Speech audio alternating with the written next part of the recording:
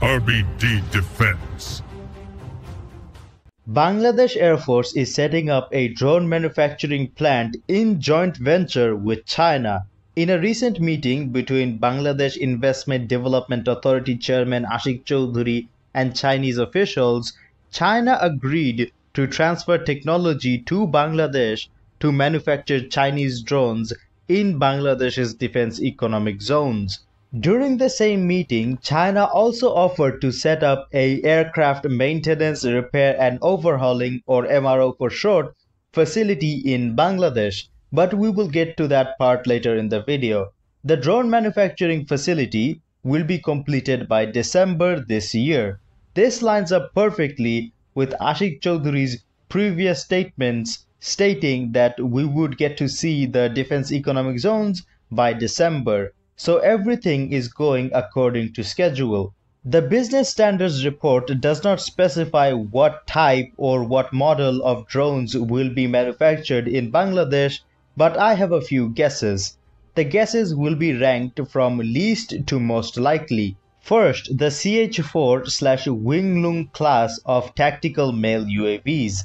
Assemblies of bigger UAVs like these is possible, but unlikely in my opinion, because of 1, the scale, and 2, Bangladesh's preference for Turkish male UAVs, though that's for the army. The Air Force has not really looked into Turkish male UAVs as much. So it is still very much an option, but it's the least likely of all of my guesses. Next is the CH-92A or other Chinese drones in the same weight class. The CH-92A is in the same family as the CH-4, but it's much smaller, closer to size to like Bayraktar TB2, and it kind of functions the exact same way as well. It's a reconnaissance, surveillance, and attack UAV. So again, very similar to the Turkish TB2. Next would be various types of loitering munitions like the CH-901, ASN-301, and others. These are basically kamikaze drones, each with various levels of guidance and payload.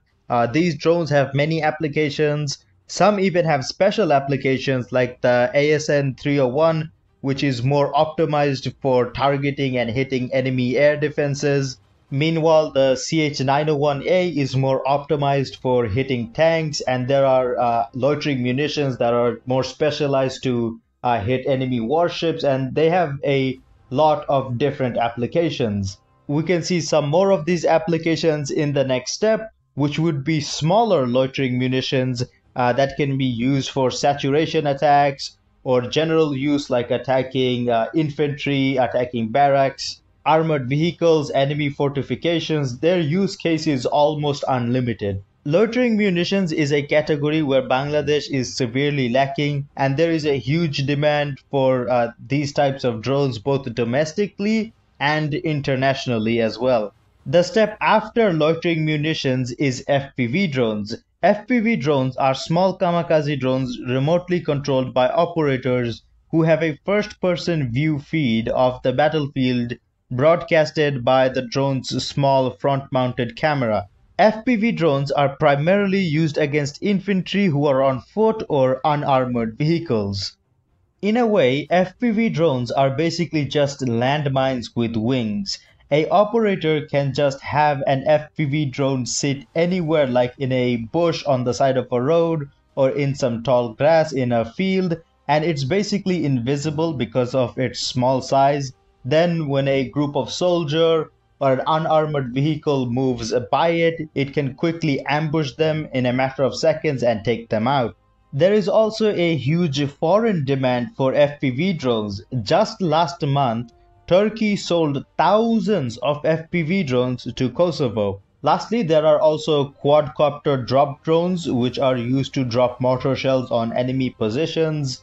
The use case for this type of drone is more limited than others, but it's still worth mentioning. And those are my guesses for what will be manufactured in Bangladesh's defense economic zones in joint venture with China. Since the drone manufacturing plant/facility will be completed by December, we will not have to wait a long time to get the answer. There may be some confusion in the minds of people who don't understand what defense economic zones are. In a nutshell, this is how defense economic zones work. We offer our land and workforce to foreign defense companies to come into Bangladesh and co-produce military equipment with us for commercial purposes.